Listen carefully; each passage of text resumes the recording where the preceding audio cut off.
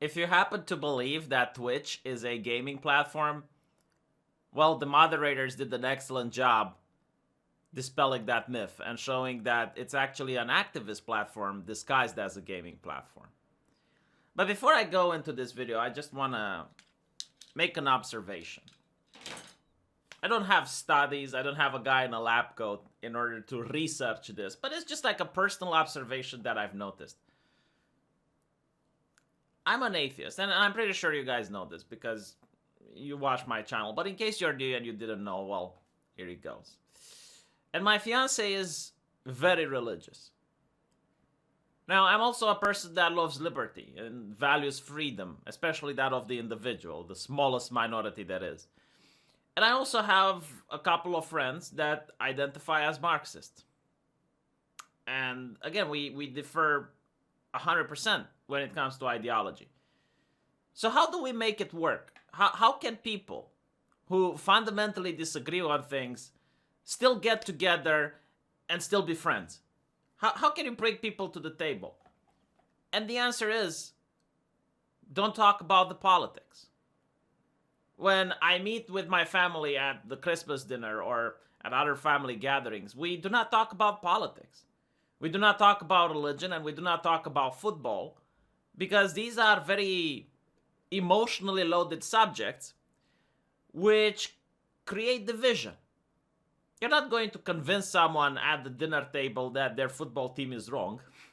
Just like you're not going to persuade a Muslim that he should become an atheist over a dinner conversation. It's not the place. So there are all these activities out there that people perform in order to forget about the division, to forget about the politics, and to just wind down and behave like normal human beings. But recently, those activities become less and less. You want to watch football, there's politics there. You want to play a video game, there's politics there. Like, you literally can't get away with it. And it's not just politics, it's very divisive level of politics, where the concept of your nation, the motherland, as the communists in the USSR would put it, is under attack. So you got like one group of people that have a louder voice, that are with the company, that they're usually working for the corporation which product you're consuming, and they're telling you that the nation is evil, that the people of that nation are evil, and by the way, buy their products. And then they do business with other nations, like in the case of Netflix, they do business with Saudi Arabia or China, and they never criticize those nations, ever. So, you know, people who are watching this, they're getting infuriated, they're getting angry.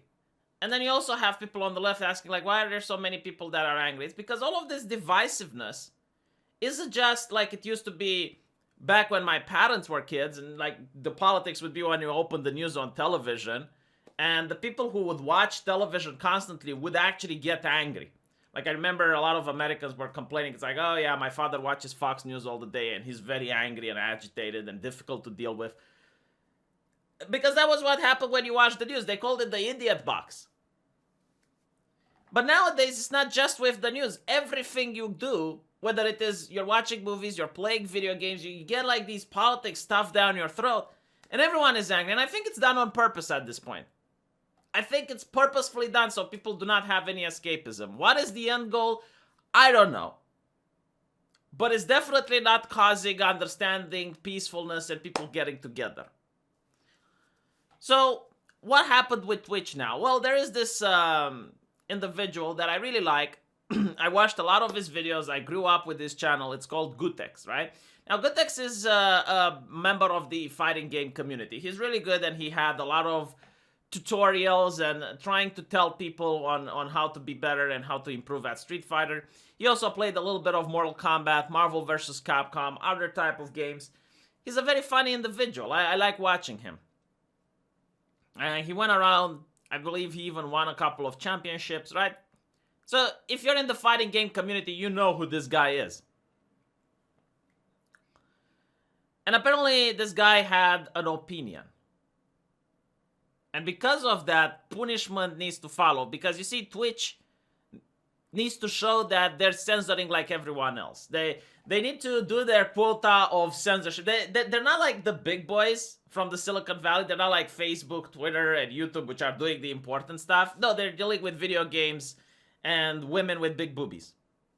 So they want to appear like they're doing the good thing. They want to appear like they're doing the good fight. And what they're doing is to now censor something that is completely harmless, but they're doing it anyway just to show how progressive they are. So Gootecks on Twitter, so on a completely different platform, asked, will there be civil unrest over the woman who was executed inside the Capitol building today?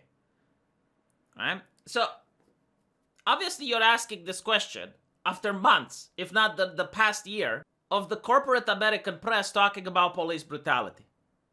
Now, if the topic was genuinely 100% legit about police brutality, this would actually unify people. Because everyone would agree, yeah, you know what? We completely agree, the police is fucked up. I mean, right now, they also shot an unarmed woman. There's no reason for them doing this. This is absolutely horrible. You'd have people just joining hands. You know, the BLM protesters would come up and say, this is what we're talking about. Can we not get together and change it? If it was legitimate 100% about police violence and nothing else, this would be something of unity. This would bring people together and they would all agree, yeah, you know, there is something wrong with the system. It's not just individual cops. No, it's like maybe the way they're trained or something else. Like we need to analyze. But this is not the conversation that's taking place because, you know, people deep inside know what this is actually about. It's about the mainstream media getting a few clicks. Because when you sensationalize and you embellish a story, all of a sudden a lot of people click and it's outrage. And the outrage leads to bigger things, which also bring clicks. Because the American press would cherry pick events and then completely ignore the context, leave out important pieces of information, and come to the conclusion that they read the officer's mind and intention and looked into his heart and it's 100% racismus, nothing else, no other thing can be done, right? It would be like claiming that right now, when the cop shot the unarmed woman, it's because of sexism. Or it's because she's a right-winger.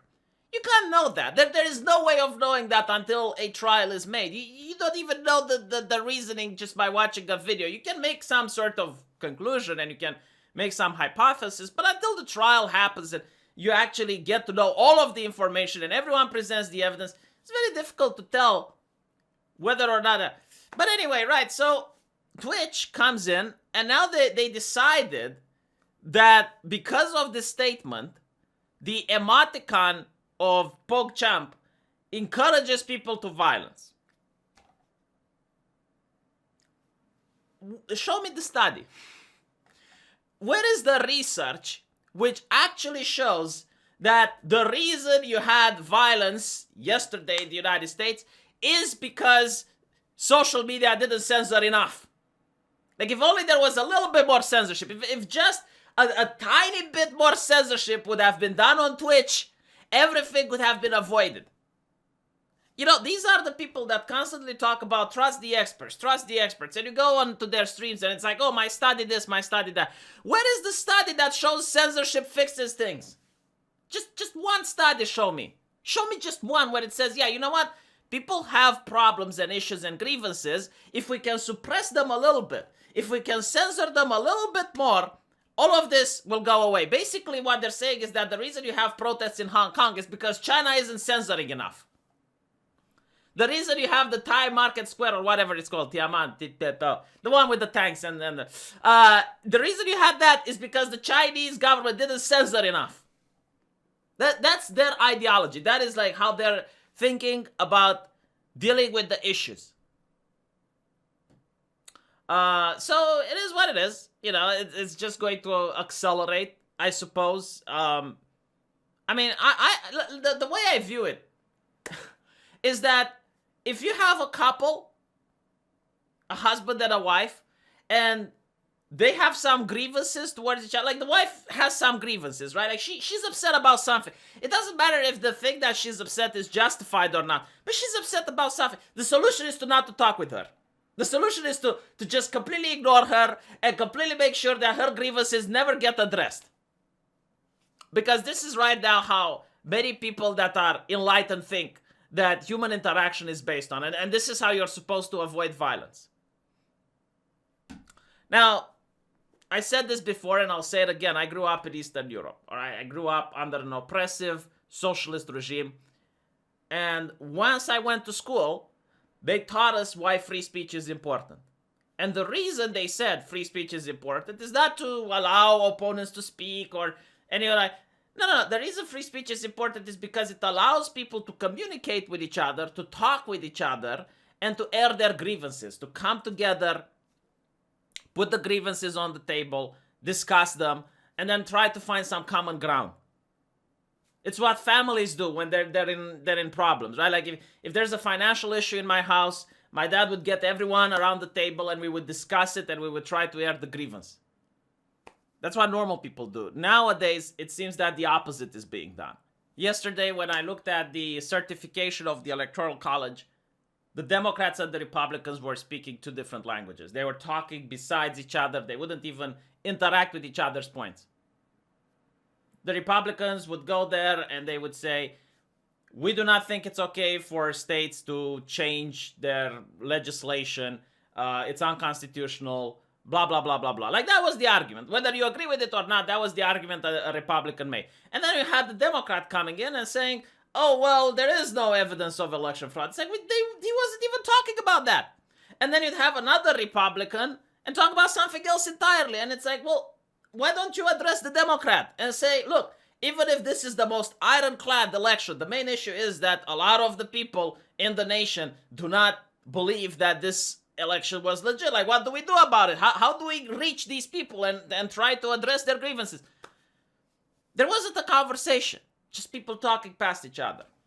And I don't know, man, like suppressing people on the internet, making sure they can't talk and whatnot, doesn't remove them from the real world. They still exist. It's why the communists had gulags. It's why the Nazis had the camps, and why every single authoritarian regime eventually starts suppressing people. Because, like, okay, you silence them, but they're still out there. They still exist as a person in reality. What do you do then? They still have family. They still have people in their circle of friends. So, yeah, I mean, I don't know. In my opinion, conversation is what fixes issues. But it doesn't seem that people talk anymore. And it seems that big tech is helping people be more segregated and formed into bubbles. Anyway, right, I didn't even wanted to have this on my channel, on this particular channel, because I want to talk about video games here. I just noticed this and it's just like, what, really? Like, you're going to now ban the guy's emote? Like, you're telling me that Gootecks is responsible and people like Gootecks are responsible for the situation that happened yesterday? Okay, alright. And by the way, meanwhile, just so we can understand with Twitch and big tech, when you have the left burning down cities and whatnot, they're creating black fists and white fists and whatnot as emoticons. And this is, again, like what causes people to be upset is the double standard.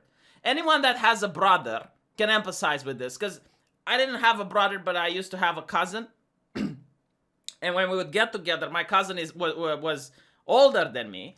And whenever I did something bad, whenever I, broke the rules of the house, my parents would be like, and my cousin's parents would be like, oh, well, V is young. Like, he just doesn't understand. He's younger. You need to tolerate him a bit more because he's not as smart as you are.